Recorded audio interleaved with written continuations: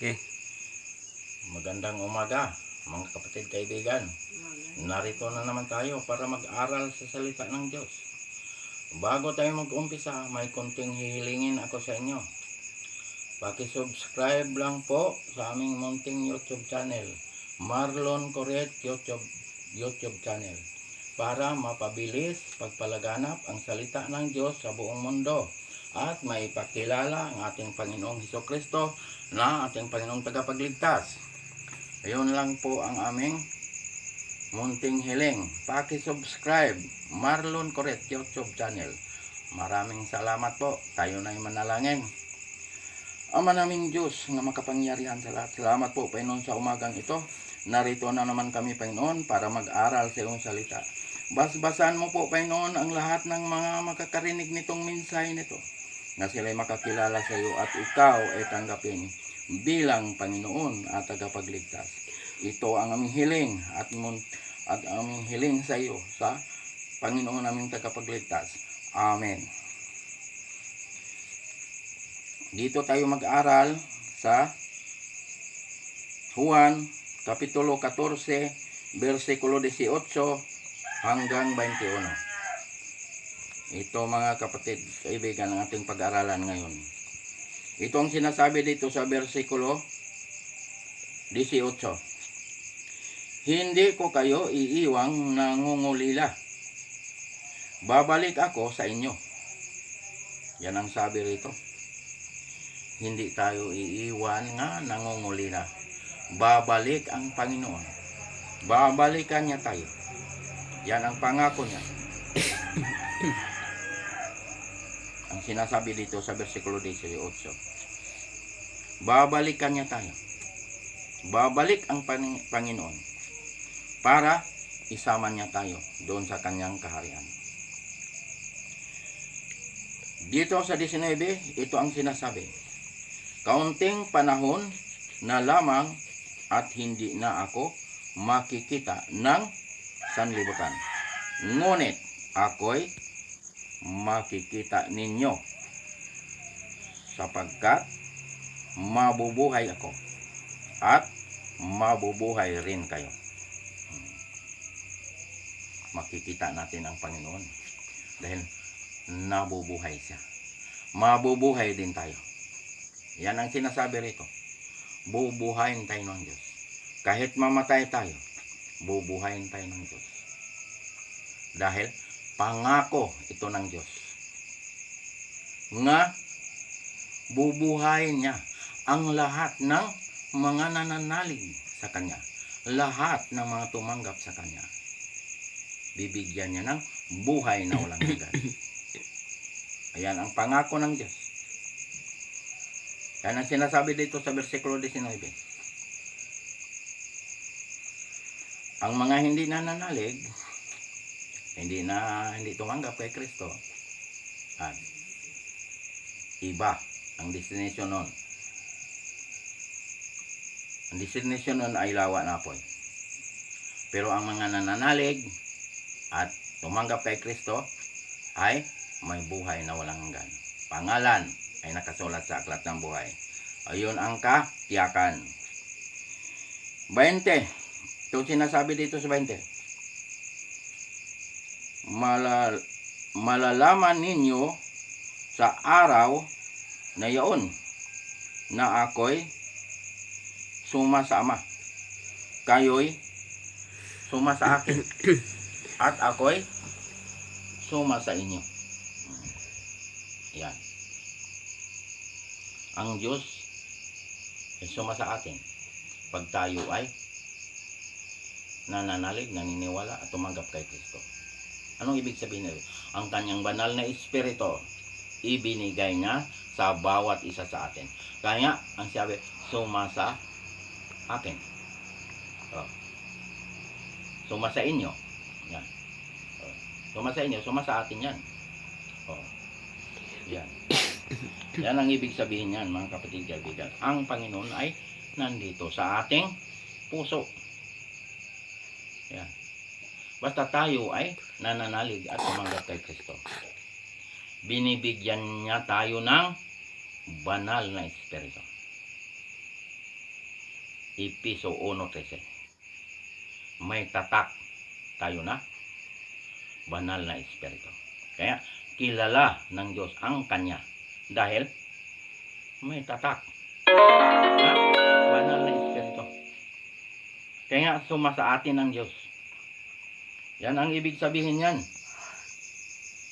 Mga kapatid, kaibigan, mahal tayo ng Diyos. Kaya may buhay tayo na walang hanggan. Yan. Binibigyan niya tayo ng katiyakan, ng kaligtasan. Iyan ang pangako ng Diyos sa mga kumikilala sa Kanya, sa mga nananalig sa Kanya, sa mga tumanggap sa Kanya. May katiyakan, may kaligtasan.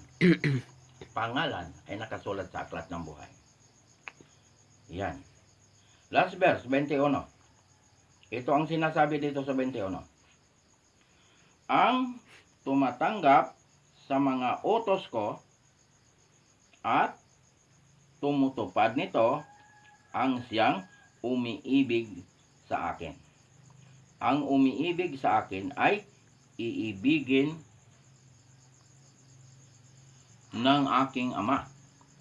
Iibigin ko rin siya at ako'y lubusang magpapakilala sa Kanya.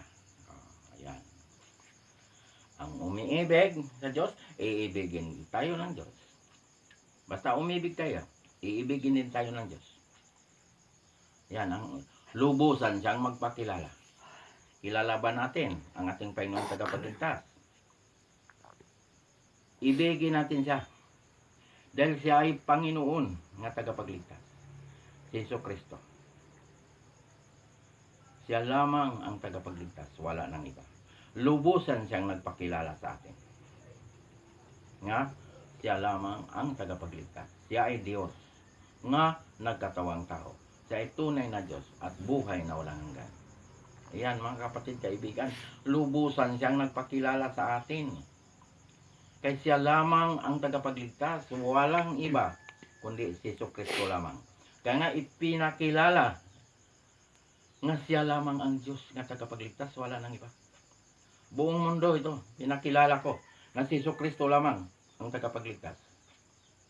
Walang ibang pangalan nga makapagliligtas kundi si Jesucristo lamang. Dahil siya ay sinugo ng Ama dito sa lupa para tayo ay iligtas, para bayaran ang kasalanan nating lahat. Binayaran ni Kristo. Ano ang binayad ni Kristo sa ating kasalanan? Buhay niya ang ibinayad. Ano ang hinugas? Dugo ng ating Panginoon.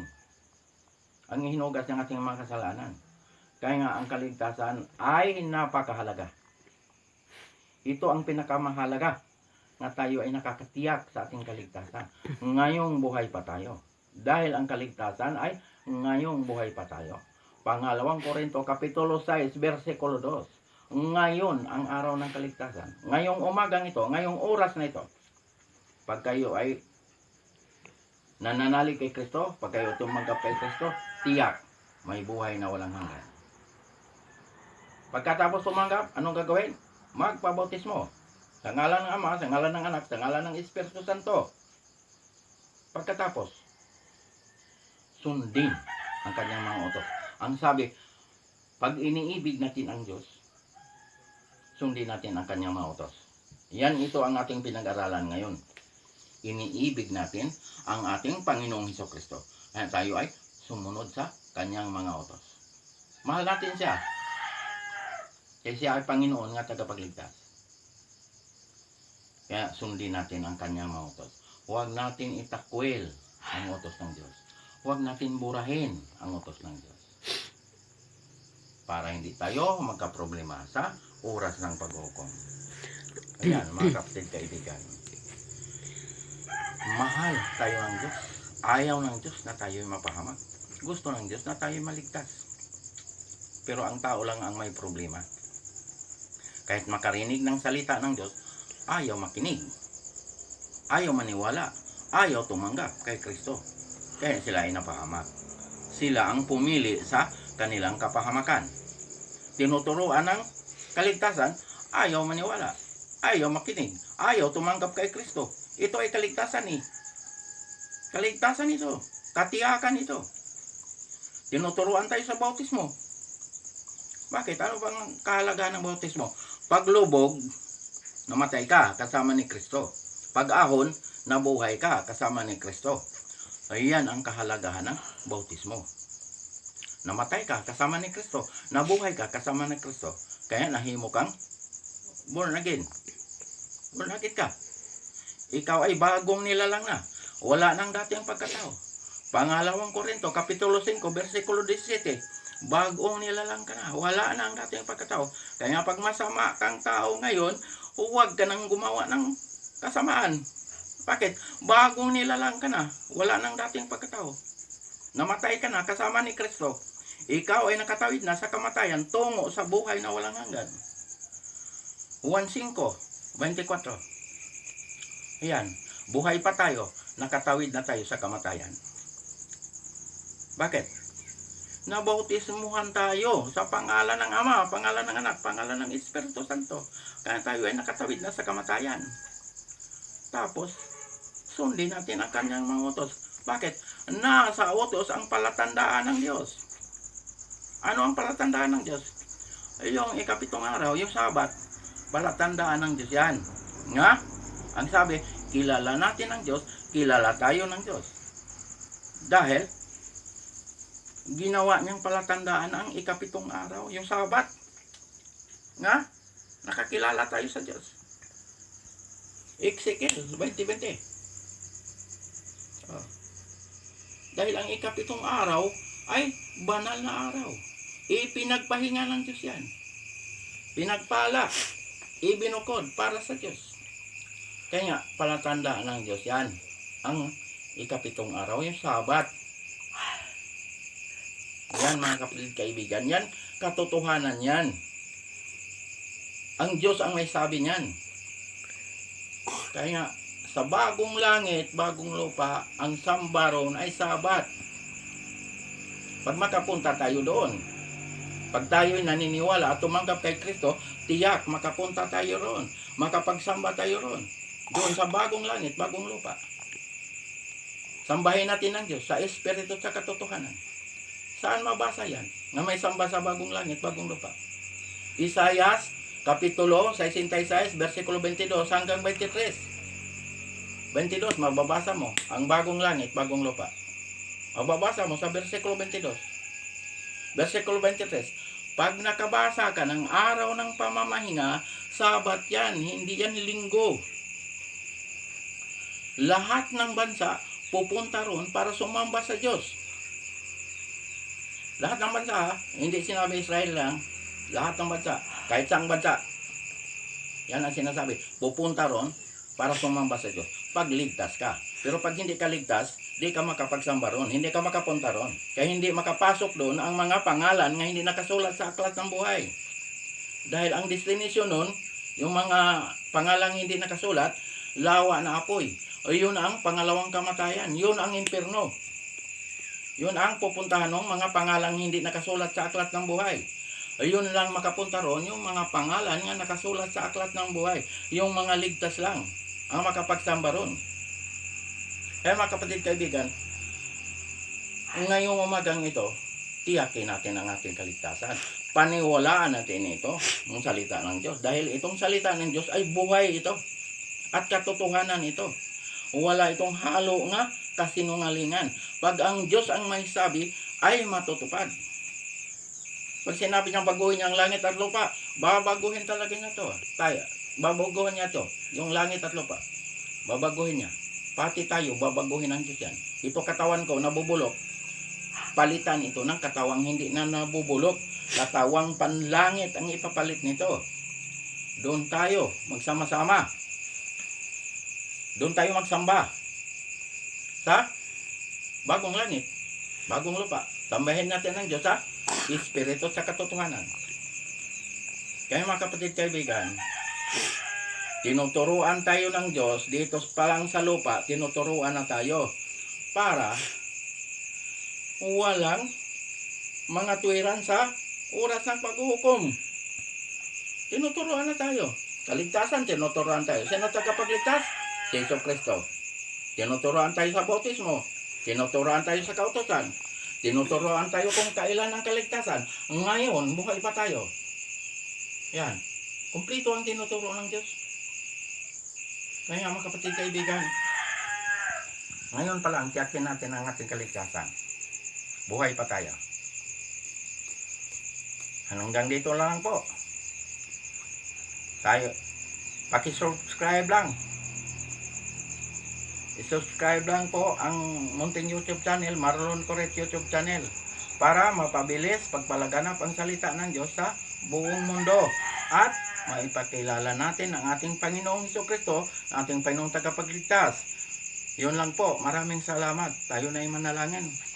Ama naming Diyos nga makapangyarihan sa lahat, salamat po Panginoon sa mga salita mo naming napag-aralan ngayong umagang ito. Basaan mo po Panginoon ang lahat ng mga nakakarinig nitong minsay na to, na sila'y makakilala sa iyo at ikaw ay tanggapin bilang Panginoon at tagapagligtas. Ito ang aming hiling at samudalangin sa pangalan ng aming Panginoong Jesucristo, naming Panginoon tagapagligtas. Amen.